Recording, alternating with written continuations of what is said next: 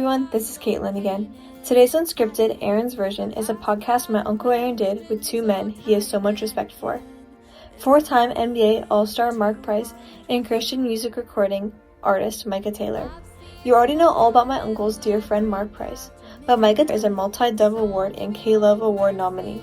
His song I See Grace held a top spot on Christian music charts for 5 straight weeks. My Uncle Aaron, Mark, and Micah discuss a number of topics from their faith as men in the spotlight and their rise to fame to becoming parents and men of faith. Here's my Uncle Aaron's remastered version of his interview with Mark Price and Micah. Tell you, I don't know how many people on a Monday get to sit with a 4-time NBA All-Star and one of Christian music's hottest singers right now, a guy that has a song that went 5 weeks at number 1, but I get to do that today, so I'm going to fanboy out a little bit. Mark, how are you? Micah, how are you? I'm good, Aaron. And Micah, we're welcome to our podcast, man. We really appreciate you coming on. Oh my gosh, super stoked. Wouldn't rather be anywhere else on a Monday, so thanks for having me, guys. I wouldn't either. I'm pretty excited. I talked with Micah a little bit before we started recording, and I know his memory of me is more on NBA Jam, I guess, watching. Micah, I'll let you kind of share that part. Yeah, no, so I whenever I got the call to do this podcast, my first thought went back to all of the NBA Jam tournaments we used to have at sleepovers when I was growing up. And how the sneaky pick, because we would do a randomizer, so like just pick your team for you.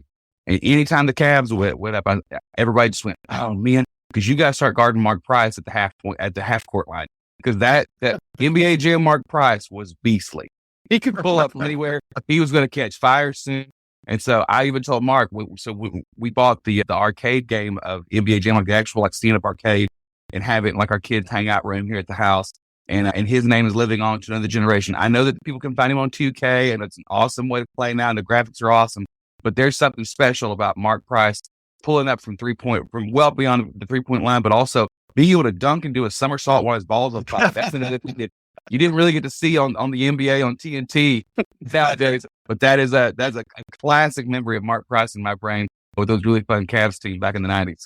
Well, the NBA Jam was a really fun game. I'm not going to lie. I wasn't a big arcade guy, but I'd sneak into a place from time to time and play myself. I'm not going to lie. That's kind of weird, but it was kind of strange seeing me dunk, because that just didn't happen. Yeah, I was like, why in the world when I watched this guy play in the playoffs against the Bulls, and you not just dunk it and do a somersault and let the ball catch on fire? I was really confused why you didn't pull that out of the arsenal in real life. So, oh man. That's too funny. Well, about a year ago, Mike, I was just moved back to the Atlanta area, and I'm friends with Bart Millard, and Mercy Me was coming to town, and so I went to the concert, and you happened to be opening for him on that tour, and so that's really the first time I got to hear you live. I'd obviously heard some of your songs, and you were just kind of making your rise on the scene, the Christian music scene. But man, that was so great. I walked away being a huge Micah Tyler fan, man. You were awesome. I really enjoyed that. Yeah, that means a ton, man. And I knew you were at that show because Bart told me after. He said, "Yeah, just talk to Mark Price in the hallway." And I was like, "Wait, the Cavalier Mark Price?" He said, "Yeah." I said, "Why in the world are you not getting me just for a second, just so I could But you know what? Apparently the Lord destined it for today to be the day where I get to let you know that I'm a big fan too. And so that's awesome. I knew you were at that show, but like I said, I felt like I missed you then. I wouldn't get an opportunity to be able to talk to you. So again, super stoked that we were able to make this happen today. Mike, I have a question. When you guys were in Columbus, did Bart mention that he met an intramural champion backstage or no? Oh, is that you? Yeah, he was bragging about that. He was shaking too much. He was kind of coming off how excited he was. I couldn't really, you know how Bart is. He gets starstruck. So, well, speaking of Bart and Mercy Me, Gary Miracle is a good friend of mine, and you and I met in Florida about a year ago. I mean, it's hard to believe it's almost been that long. But I want to share a quick story, and I don't know if you'll remember this, but there was a guy there named Jim Matson, and you probably do remember because you wrote his name in Sharpie on your hand. And just for this audience, Jim was going through a pretty tough battle with cancer. And depends on how your view of that is, whether he won or lost that battle. But Jim passed, unfortunately. But, the night that you did that for him, Micah, it was very special. And I wanted to share that because I wanted the audience to know what kind of guy you are. Oh, man, I started doing that about maybe 3 or 4 years ago, because a lot of times I'll do a meet and greet, or I'll be out at the merch table after a show, and there's a line, and I never want someone to feel like, the thing is, I'm glad I get to meet people, but my main reason for meeting people is not so that they can get a picture with me or so that they can tell me they're a fan of my music or whatever. It's an opportunity for me as a man of God, as someone who loves Jesus and the gospel changed my life, to hear stories from other people of how the gospel's changed theirs, to be able to understand how they need prayer in that moment. And so prayer is such a gift that God has given to us. And the thing is, just in a realistic way, if I would love to sit there and just spend time praying for every person, but between my adult ADHD just kind of firing off because there's people all over the place, and also just me wanting to make sure that someone knows that I'm going to take the time, I carry a Sharpie in my pocket, and I just kind of write someone's name on my hand, because I want to go back later and take a moment and really spend time praying for that person by name. So it may say, Billy's grandma, it may say, whatever it may be and stuff. But, at the end of the day, I would not be a very good dad and husband if my reason for leaving my house was so that I could go sing songs and people could cheer for me. And that was my main thing. Like, if I'm going out there, like I tell people every concert I go to, like, I did not come here to sing songs for you so that you could clap for me, because when I get home from missing a basketball game, or I get home from missing a recital, or I get home from not being able to have a homework, or just missing spending time with my family, but I come back and my reason for leaving is, oh my gosh, you guys should have heard how loud they clapped after I got through singing. That does not make me the kind of dad and husband that I'm trying to be. That's not the kind of believer and follower of Jesus I'm trying to be. But if I can come back and say, hey, I got to meet a man named Jim who's struggling with something that our family's been affected by, because my brother's on his 3rd battle with cancer right now. And I got to pray for him by name, and I got to meet, these people and share these stories. That makes me being able to travel and go out and be away from family from time to time really means something. And it makes it feel more like we're really answering the calling that God's given to us. Wow. Well, and Mike, I think that's one of the reasons God has lifted you up during this time, is He knows your heart. And, so many times, and I can relate, being a professional athlete for so many years. And, it's so, you get thrown in this situation that people look up to you, and, and it's just kind of a weird thing, because I think my story was, I was kind of underrated, coming out of college and things like that. I wasn't, nobody expected me to be a NBA player for very long, much less, become an all-star and all that kind of stuff. And right. So, and I can see where your rise has been so quick as well, kind of, in your mind, you've probably been grinding for years to do it, but, in everybody else's mind, all of a sudden you've blown up on the scene, and now you're one of the top Christian artists out there. Just share with us, because I can relate, and I probably know what you're going to share, because I've had to deal with it myself, but kind of going from where people didn't know much about you to now, Micah Tyler's coming, so right. How do you stay solid and stay level when you start getting the accolades, so to speak?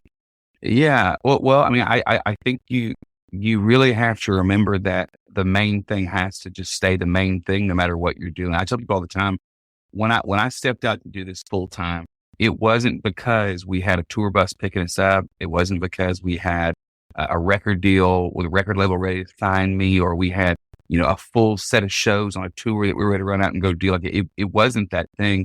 For me, whenever I was 17 years old, felt the calling to go into ministry. I had a youth pastor make a huge impact on my life. Was raised in a Christian home. Started dating a girl named Casey my senior year of high school. We've been married for, it'll be 20 years this February. And so, but whenever we graduated from high school, her grandfather was the chairman of the deacons at this little Baptist church, like literally a mile from where I grew up. And they needed a youth director. It wasn't even like a youth pastor. It was basically somebody who's like, hey, can you feed these kids pizza and make sure they don't tear things off the wall? And I was like, yeah, I guess that could be the first job. So I ran in there and preached my guts out and started loving these kids. And honestly, the youth groups started growing. And this was a church probably had 120 people on a Sunday morning. And all of a sudden we had 30 kids coming to this youth group. And I started going, okay, what should I do to make these nights feel special and like really involve some more kids? So I thought, oh, I know, I'll go buy a guitar, and one of the kids in the youth group should learn to play it. They can lead a couple of songs before I preach, and that way we're getting them involved and the nights feel kind of special. So we went and bought this cheap guitar, and none of the kids in the youth group wanted to learn how to play it. This was before YouTube, where you could have someone teach you how to do it. And, that you kind of just had to, you got to pull out a book, which is like, for those younger listeners who are listening right now, a book is like the internet you can hold in your hand. And so, no. So I thought, I guess I should learn how to play the guitar, because no one in my family is musical. And so I started like learning a few worship songs, and it turned into me leading those songs on Wednesday nights for the kids. And then I started like having buddies call me up, and they just knew that I would be cheap. I didn't lead worship for their group. They wouldn't have to afford, as I was told many times, like, we're so glad that you're coming in and doing this, because we can't afford to bring in like a real band. And I didn't know what a real band was in comparison. Like, I felt like Pinocchio. Like, I just wanted to be a real boy too, And so I just started leading worship for friends. And really at 27, I'd been playing guitar for about 7 years and singing a little bit and leading. And it wasn't because God laid out the next, 12 years of doing this full time. It really just felt like faithfulness. Like, and I remember that was my prayer. I said, God, I don't know how to do this professionally. Like I just felt like the Lord was calling me to trust Him with music and to step out and just to be available to whatever He would have me do. I didn't have connections. I didn't have, any of that kind of stuff. But I had this calling in my heart to be faithful to the Lord, because at the end of the day, we will never stand before Jesus and Him say, well done, thy good, successful 4-time All-Star. Well done, thy good and successful Intramural champion and podcast host, a successful CCM artist. It is faithful servant. Like, that's the hope that we want to hear. And so I remember telling Jesus that I don't know how to be successful, but if you could teach me how to be faithful, I'll be faithful to whatever you put in front of me.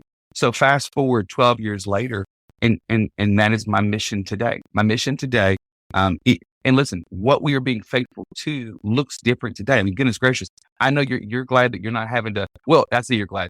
Maybe you wish you could lace up the sneakers and go against MJ, again in the playoffs and stuff. And it'll be but the thing is, that's not what today looks like for you. Today for you looks different the way that it looks like for me too. I'm being faithful to different things, but at the end of the day, I cannot rest on what God called me to be faithful to 12 years ago. In the same way that my wife and I, we got married, 19 and a half years ago. I cannot say I am faithful to my wife today because I got married 20 years ago. That's not how it works. I have to choose today to be faithful. And also, we can't reserve our faithfulness until something better comes along. I could not say when God called me 12 years ago and just be like, you know what? I'm going to keep doing what I'm doing because it's just safe. But as soon as you bring me a record deal, as soon as you get me a concert, as soon as you have a tour for me to go on, as soon as all these stars line up, then I'll be so faithful. I have young musicians tell me that all the time. They find me at a show where I'm playing in front of 5,000 people, and they're in the merch line, and they're not doing it. It's innocent. It's not trying to be, say the wrong thing, but they're like, how do I get to do what you're doing? And I was like, and in the same way, you practice a lot in the driveway. There's a whole lot of work that you had to put in that led up to you lacing up the sneakers and stepping in there and playing in the playoffs for the Cavs and being an all-star and stuff. There's a lot of work that went into that. And I said, man, are you being faithful today to what God's put in front of you? Are you being faithful to your youth group? Are you leading worship for your church? Are you asking questions to the worship pastor in your church? Are you finding the local coffee shop and ask if you could jump up there and do a couple songs? Like, what are you being faithful to today? Because don't wait and say like, oh man, if God, if you'll just do this, then I'll be so faithful. Whenever maybe today, the thing that you're being faithful to is going to teach you and train you and build something in you that is going to make you more faithful whenever that opportunity actually does come along. Well, that's so powerful, and it's so true. I look at so many people in their lives, and many times it's me. We're either looking back at what's happened to us, whether that be good or bad or whatever situations in the past, or we're looking to what's next. What I want to be, or as those kids were coming up to you, what do I need to do to be where you are? And that advice is just so great, because all we have is today, right? I mean, right. That's all we're promised is today. And God has given us grace for today. And let's have peace in that. And let's, like, whatever we're doing today, man, let's just give it all our heart and do it unto the Lord. And he will honor it. I mean, my life verse is in Ephesians, and it's, now to him who's able to do exceeding abundantly beyond all that we can ask or think. It's like whatever plans that we have or we can concoct or come up with, in no way can even touch what the plans God has for us. And that's I'm a firm believer. Absolutely. And I'm a firm believer that God carves things out. God carves spaces out in our hearts through trials, like through tough things that we go through adversity, so that whenever we do have those things later, when those things are restored, when those things are redeemed, when those things come back or they are healed, we're so much more grateful. So when 12 years ago, when we felt this calling to do music, we did not have all the luxuries of being a professional musician. In fact, really, I just had a couple of youth camps and a couple of retreats and revivals, like to go play some music and lead worship with a band on the books. Like, it wasn't like I had a full schedule. But January of 2011, we stepped out and trusted God in this thing. So my last Sunday as a youth pastor, the next day, I actually started working for my wife's uncle, who owns a Beasley Sausage, which is like this sausage company here in Buena, Texas, like a little local company. And I started driving a truck for them a couple of days a week. I also I went and started becoming a substitute teacher at an elementary school. And we were living in the parsonage, the place the church was letting us live. And so you can't just keep living there if you're not working there anymore. So we bought a single wide mobile home and put it on some borrowed land, and just, like I said, started doing these odd jobs to make ends meet. So really, a lot of my being faithful had nothing to do with the guitar. It was me trying to be a husband and a father that really was still trying to take care of our family. And so really, when you're living in a mobile home, when you are driving a truck, and I remember what was funny was the truck that I drove didn't even have a radio. So I couldn't even listen to music and be inspired. There was just a lot of days of me in that truck by myself in silence. And the only thing you could hear in that truck was me going, God, what are we doing right now? Like, what is this actually supposed to do? But now that we built a home that we just moved into a week before the pandemic started, actually, which is a huge blessing. We spent the first 6 months, my wife and I, you could catch us at any moment, just weeping in this house and just being grateful. And it was always funny stuff. Cause we lived in that mobile home for 9 years. Like, I had multiple songs on Christian radio, and we're still in this home because we're just trying to we're not trying to rush things along and hop into debt and do crazy stuff. We're just trying to keep being faithful and be patient and wait, because we've learned that, man, you learn a lot more when the Lord opens a door for you, and you learn a lot when the door is closed on you too. Like, when you run up against a closed door, you have to really assess, like, okay, why is this not time yet? But when that door actually does open, it's purposeful. The Lord did it. So you could be so grateful for that thing. But I remember, there'd be times I would walk up on my wife and walk up behind her in the house and say, hey, and it would scare her. And I kept going, why are you being so scared in this house? She said, because I can't hear you coming. We're living on the ground now. Which is in a mobile home, when you're 3 feet off the ground, you get a little boom, boom, boom when someone's coming up on you. And then she would just start crying. She goes, we live on the ground now. It was just so, but again, how thankful would we have been to be literally having a house on the slab and stuff if we were not off the ground for a few years. And so just little things like that, when we get to experience those things that the Lord has been kind of holding us away from or protecting us from or whatever, when he gives us those things, we have such a deep gratitude now. My youngest kid, so we bought this mobile home. We had 2 kids at the time. We have 3 now. And so we brought him home from the hospital to a little 3-bedroom trailer where everyone else had a room already. So he was a nomad for his first 5 years. Legitimately, he slept in our room with a crib in there for a little bit. Then we moved a little tiny bed into the side of our room. Then he went and moved into my oldest room. He's a big brother. So they shared a room together, and they had a one big full-size bed they kind of shared together because he's a little guy. So he just was he was a nomad. He just wandered around the house, kind of wherever he wanted to crash is where he's going to crash. We would just find him in his little room, looking at the walls, just going, this is mine. Just saying things like that. And again, we're just going oh my gosh. But he was so good. We wouldn't find him in there playing Nintendo. We wouldn't in there find him, doing some kind of watching TV. we find him sitting in his room, just looking at his walls because those were his. And he would never experience that if the Lord did not teach him how to love his life without having his own four walls. But then when he's given that blessing, it's like it just meant something more. And so, like I said, if there's somebody listening right now who you're going like, man, I just want everything to be happening right now. God has very specific plans and purposes, plans to make you prosper, all those things. Today, they may just not look like the things that you want right now, because maybe God is carving something out of you so that whenever he does fulfill maybe some of these plans, or maybe it never happens. And one day you realize, oh my gosh, I'm so grateful that I didn't do this thing, that we didn't run into this thing, that this thing did not happen. My road manager was just about to buy a house in Nashville when the pandemic hit. His wife was pregnant. They were like really trying to figure out what to do. We went to go buy a house. The pandemic hit. He goes, oh my gosh, we had such a hard time finding this house. Why is this happening? Well, then all of a sudden he's out of work for a year because we're not traveling. And he said, man, I would have went bankrupt trying to just like survive over there in an economy where we couldn't work and do music and stuff. So now they were able to buy a house later that is their dream home. And you see certain things like, Garth Brooks had the unanswered prayers. So I'm like, some of God's greatest gifts are unanswered prayers. Well, the answer was either no or hold on, or maybe it is yes sometimes. But at the end of the day, I've learned to try and my goal is to be content with what God puts in front of me. It's okay to dream. It's okay to have visions. It's okay to have goals, all those kind of things. But at the end of the day, we can only be faithful to the 24 hours that we're living in right now. Micah, you mentioned in one of those songs, and I'm not going to have the quote exactly right, but it's instead of praying, God, fix these things, fix me so that I'm able to walk through them. And I'm paraphrasing a bit, but it's one of the most powerful things, and I think that's what you're saying for those that are listening. Is that correct? Yeah. When we go through hard things, so 2017, hardest year of my life so far. Hurricane Harvey put 40 inches of rain on on that mobile home in just a few days. It was a rough storm. I was actually on tour with Big Daddy Weave at the time in Arizona. And all of a sudden my wife says, hey, it just, the storm has turned. It's going to hit us late tonight.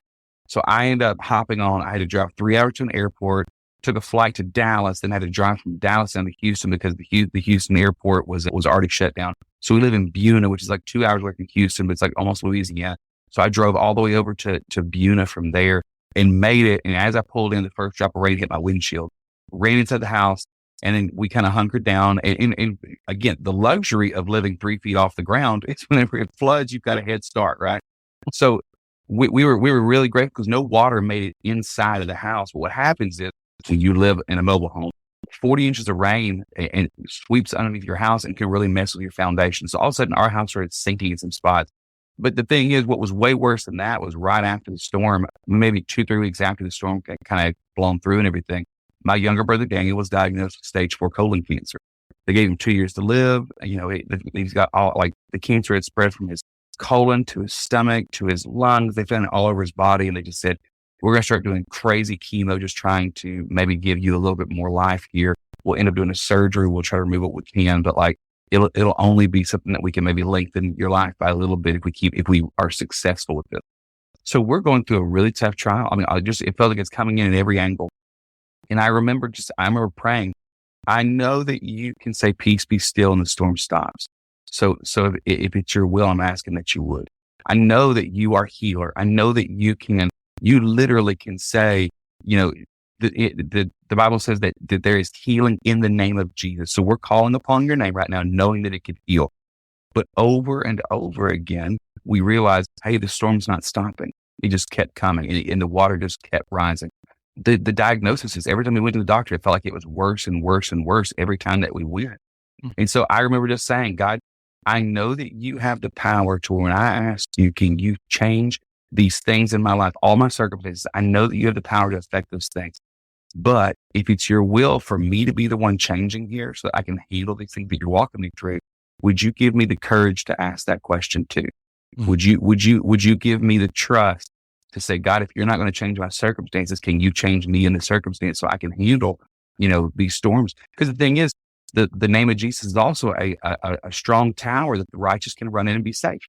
So and here's the beautiful thing about this relationship that we have with Jesus.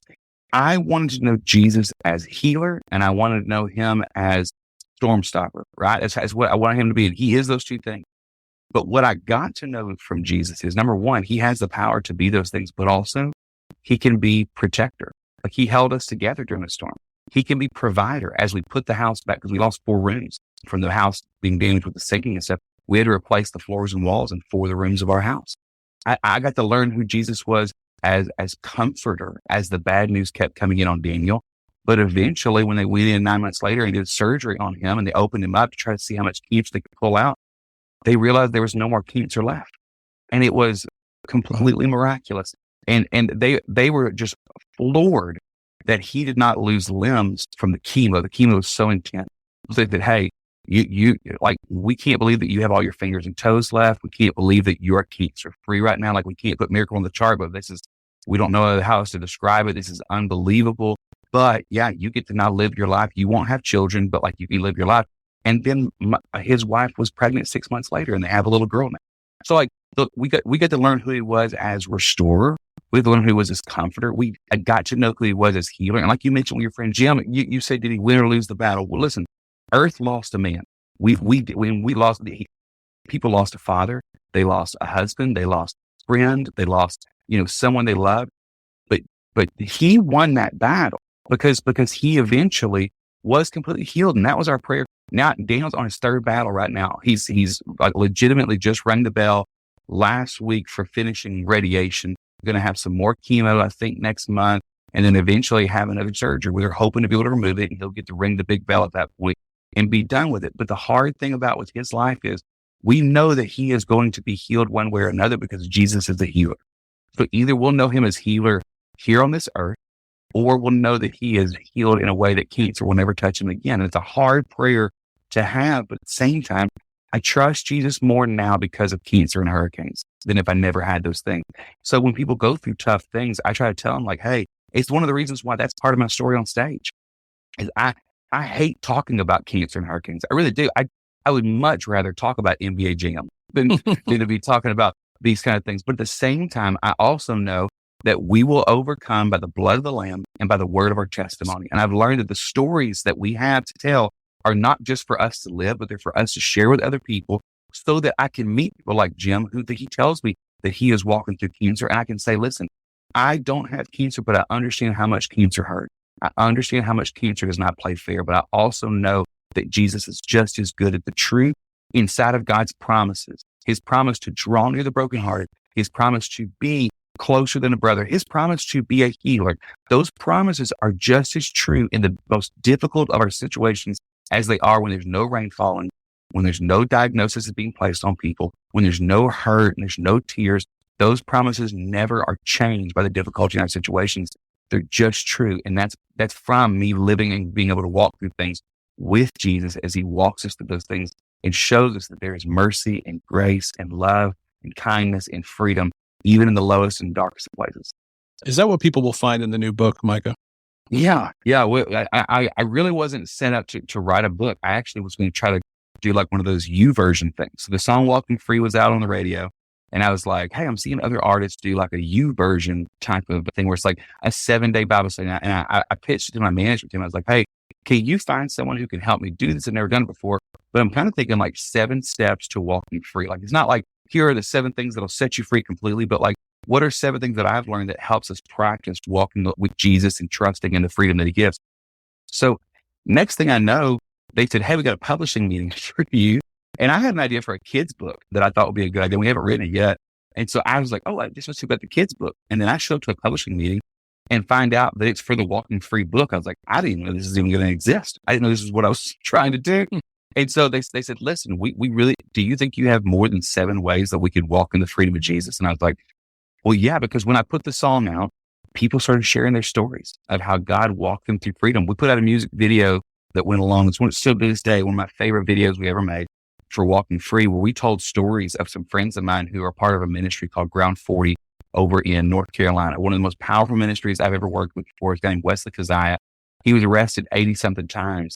And on his 82nd, I think, arrest, he's in a prison jail cell and the chaplain comes by and goes, man, aren't you just so tired? Like, aren't you just so tired of running in this direction? He had lost his dad sitting next to him in a car from a heroin overdose. Wesley had been a heroin addict for 10 years. He had completely abandoned his family. He had 3 kids. He was just not a good guy. And he realized, I don't want to keep doing this anymore. And Jesus set him free. He walked out of that prison cell, and he's been sober now for almost 8 years. He's come out 8 years clean. And he started this ministry where he's just saying, listen, the only thing I can offer you right now, we will help walk alongside of any physical ailments that you have. And guys are coming in who were in gangs. Guys were coming in who were incarcerated. Guys are coming in who have been drug addicts or alcoholics or just have been homeless, like all these different people. And they walk into Ground 40. He goes, listen, we're going to try to help you fix your life, but your cornerstone has to be Jesus. Like at the end of the day, no matter what you walk out of this place and walk into on the other side, if you have Jesus, then you have everything you need when you walk out of here. So that their ministry impacted me. So we shared that music video. And so what ends up happening is people start sharing their stories. So I started experiencing and hearing things about the freedom of Jesus that I had not thought of before. And so when it was time for us to assemble the book, I was like, man, I don't want to go crazy on this. I don't want it to sound like you have to do, it's not a big rule book. It is 42 steps. And each day, it's just a simple, let's take a step away from our fears and step towards a faith in Jesus. Let's take a step away from trusting our circumstances and into a step of trusting really what Jesus is doing in the midst of our circumstances. So each day is literally one step at a time. And I've talked to people and they'll be like, oh my gosh, step 10 felt like the biggest step for me. It felt like I had like 2,000-pound boots on just trying to take this step. And I may talk to somebody else and be like, step 10, man, that was really breezy for me. But step 12 was the one that really got me. And so for me, I just went back and said, okay, God, what are 42 things that you've taught me? What are some, and we ended up writing like 50 something, we narrowed it down. But I was going like, okay, what are some things that are battle tested in my own chest that I really had to trust Jesus? Some of them were hard. Some of them were joyful. Some of them were easy. Some of them were really difficult. Some of them had a lot of weight to them. And some of them felt like I was shaking weight off and making a step forward. And we're learning that a lot of other people, because our lives are all as different set of circumstances, are able to still find the same freedom in Jesus. And so it's just an invitation to walk with me and through some things that God's been walking me through for years now. Where can they get that book, Micah?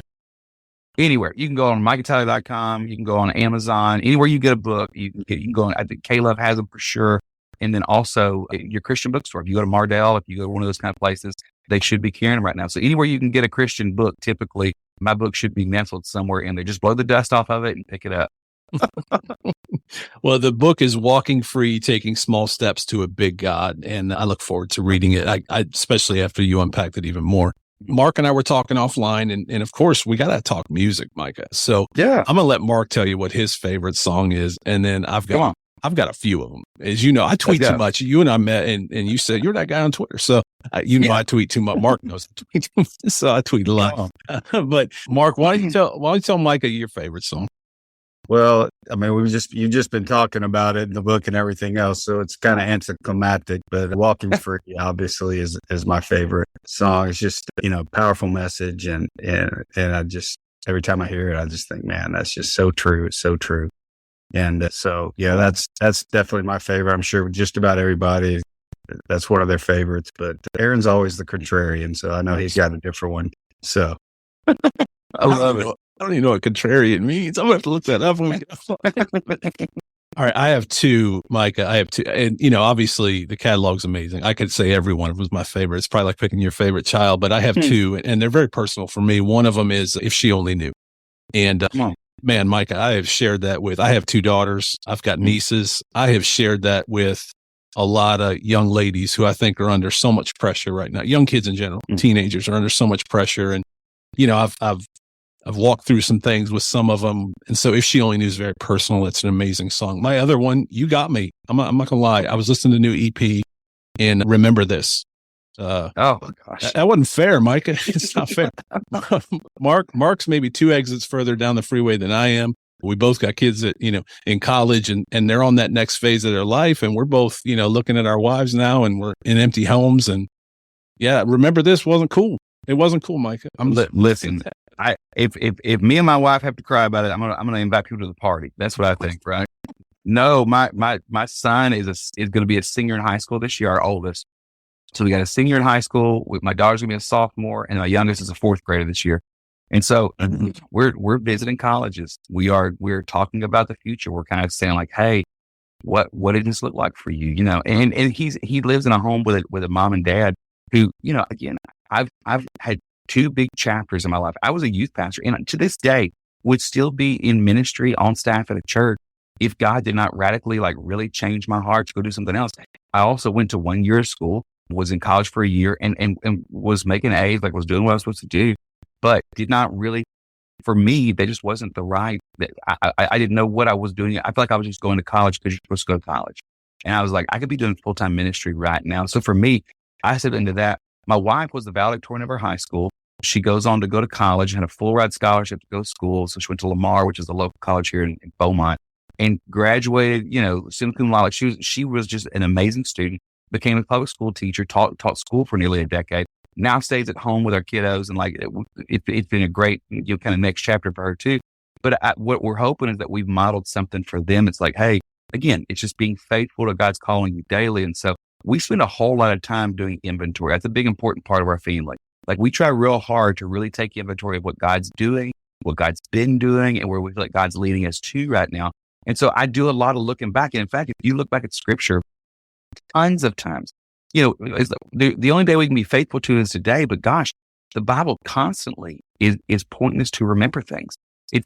Do this in remembrance of me is what Jesus says when he, at the Last Supper, like he's really telling everyone like, hey, you're going to keep doing this and you're going to have to remember this moment. Remember this thing that's happening right now. Constantly throughout the Old Testament, God's like telling whenever the Israelites do something wrong, he's like, don't you remember I led you out of captivity and I led you through the Red Sea, and then I walked you. I mean, you're walking the wilderness now, but it's because I walked you out of, you know, being captive in this way. So remembering is a big important thing. And a lot of times I think we attribute remembering to like really major milestones, but I just find those little moments looking back have meant the most to me. We don't mention this in the song, but one story that I always tell people. So my wife and I got married at 20 because we couldn't wait any longer to make each other poor. And we're just so in love. You know how it is. So at 20, we get married and we're living in a little 1-bedroom apartment. And I was a part-time youth pastor and driving a sausage delivery truck on the side. So we were kind of doing that little, before I stepped out and did it when I was doing music, I did a little bit kind of when I quit college, just trying to make ends meet. So I was doing that and doing the youth ministry thing part-time. She was finishing up school, so she wasn't a teacher yet. So she didn't have that job. She's working at Ace Hardware. And it was just times were tough. And I remember we just were broke. Like I'm talking about super broke, wasn't getting a paycheck for another week, didn't know what we were going to do. And I remember like looking at the bills going, oh my gosh, okay, our bills are paid, but we just don't have anything right now. And we're sitting in this little living room. And that night I was supposed to be preaching. It was a Wednesday night. So I was going to preach to the youth group. And I'm sitting there and I just turned to her and said, I got to go make myself something to eat. Do you want anything? And she goes, I just can't eat right now. Like I'm just not hungry. And so I walked in there and I looked in the refrigerator and I saw one piece of ham. I saw one piece of cheese.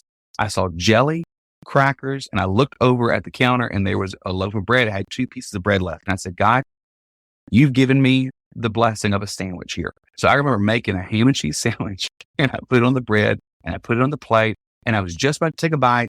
And my wife from the other room just goes, hey, I guess just make me one of whatever you're having.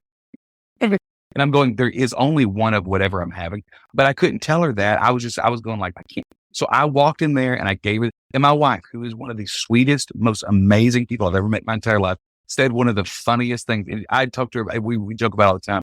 She looks at me and she goes, oh, no chips. I said, no, there's no chips. So I gave her my ham and cheese sandwich and I walked in the room and I remember kneeling down in front of that refrigerator, kind of hiding out in there, eating jelly and crackers for dinner. And like, that was my dinner that night. And I'm going like, God, what in the world are we doing? So we go to church that night. I preached for the youth group. I had a lady named Teresa who was helping out. We called her Mother Teresa. She was one of the adult leaders there. So Teresa was helping out with the youth group. And afterwards she said, hey, I got a present to give to you and Casey. I know she's going to school right now. I know these are tough. I just want to give something to you. And I said, oh yeah, that'd be amazing. So after it was over with, we went out to her. She said, come out to my van. We go out there and she hands me a gift bag. And she goes, this is for you guys. So me and Casey standing there, open it up. And what I thought was the worst gift that someone could ever give to someone who has nothing to eat at their house. She gave me a handwritten cookbook and it had all these recipes inside of it. And I'm going like, oh my gosh, unless there's some sort of jam up jelly and cracker recipe in this thing, I don't know what I'm, but with this cookbook. And I said, Teresa, this is so sweet. She goes, listen, when I was going to college, I needed quick meals to throw together because you're working part-time, things are crazy. So these are all recipes that me and my husband would make whenever we didn't have very much time. And I said, that is so kind. She said, but you're going to need ingredients. And she opens up the back of her van and there were 7 bags of groceries inside of there.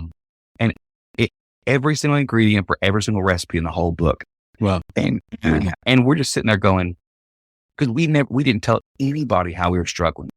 And all of a sudden, God answered a prayer that we were too scared to ask.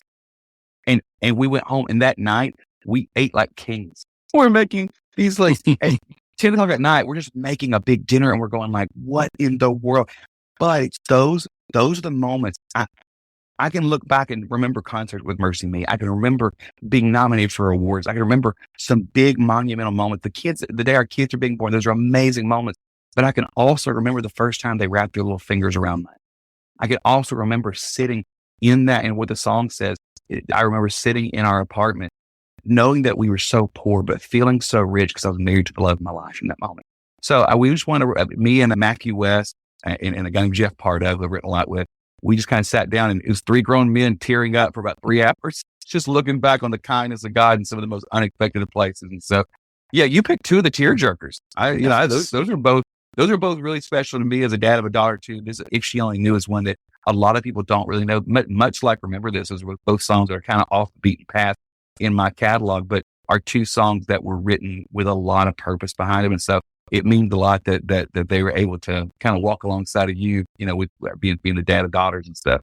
Well, they're very powerful and very important. I think both of them are very important. Every song that you have is important. So, Micah, you've been wonderful, man, for giving us as much time as you have. Mark, do you have anything for Micah before we close it up? No, just once again, Micah, we just really appreciate you coming on. It's so fun to hear your stories. So many people, they just, like I said, when you're kind of on top or you hit a pinnacle and everybody's talking about you, they don't really understand everything you've gone through to be there. And so I appreciate you sharing your story with us and how faithful God has been through the journey for you. And man, we're just going to continue to pray for you and your family as God continues to use you in a powerful way. And man, just know you got 2 guys here that are big fans and man, are going to be not only cheering you on, but we're going to be praying for you, because I know that's when you're up, man, that's when Satan loves to try to knock you down, and you see it all the time. And so just know that we're praying for you and praying for God's protection for you as you do the job, man, which is leaving your family, traveling, going about, having to do the life, so to speak. And I get it and I understand it totally. And I just know that it's such a blessing to know that you have people in your corner praying for you. Well, it means a ton, guys. And really, I'm a fan of you guys too. Grateful for what you do and how you're pulling people back towards, the good gospel of Jesus. And I'm just grateful to be on the same team as you guys. I'm no Craig Elo, but I'm grateful to be, I'll sit at the end of the bench anytime with you guys. So I really appreciate the time to be able to talk about, what God's doing right now. And hopefully people are out there. I also want to make sure that people understand too, that hard work is part of this whole thing too. So whether you are trying to be the best dad you can be, being faithful to God is like knowing Jesus and trusting Jesus and being faithful to the day also involves like working hard. And so like, I think you guys, from knowing what you guys do on this podcast and everything on your podcast, I think that you're trying to really lead people to do the hard work of trusting Jesus and letting him lead, but also like saying, okay, God, but like, if I'm going to go out and make disciples, like, what does that look like? But also the importance of being still and knowing that he's God. So listening to a podcast and trying to get charged up so you can go on and do the next thing. I think that what you guys are doing is super important. So I'm real grateful to get to partner up with you today. If we're ever coming through where you guys are at, you got tickets anywhere we go, we'd love to see you there and hopefully get to meet some of the people who listen to this podcast too. That'd be great. Where they can find that is at micahtyler.com, right? So they can find the book, all your links, everything's there, and your upcoming tour schedule. Is that right? Yes, sir. Yeah, we haven't announced it yet, but we're finalizing some plans. I can't really say who it is yet, but I've got another artist I'm going out with this fall, and I'm going to do my own headlining shows for like 11 or 12 shows. So we've got like 30 something shows this fall that you can catch me at kind of around the country. And so, yeah, hopefully we'll be coming the bus will be rolling up to a city near you and hang out. Are you joining the Eras tour? Is that true? Is that rumor true? I cannot confirm or deny that I'm part of Team Swift right now. I can't. But if you know my music and you know, I'm a 40-year-old chubby guy from Texas, I really do fit the profile of being a part of that tour. It's a really sad era is what I'll be filling out if I'm on the Taylor Swift tour for her. But yeah, you could be checking on social medias and maybe someday, T Swift will be on the stage together. Who knows? And that's a reason to follow right there. There you go. Well, one last thing before we get out of here, because you mentioned chubby. You're not chubby anymore, Mike. 100 pounds? You lost 100 pounds.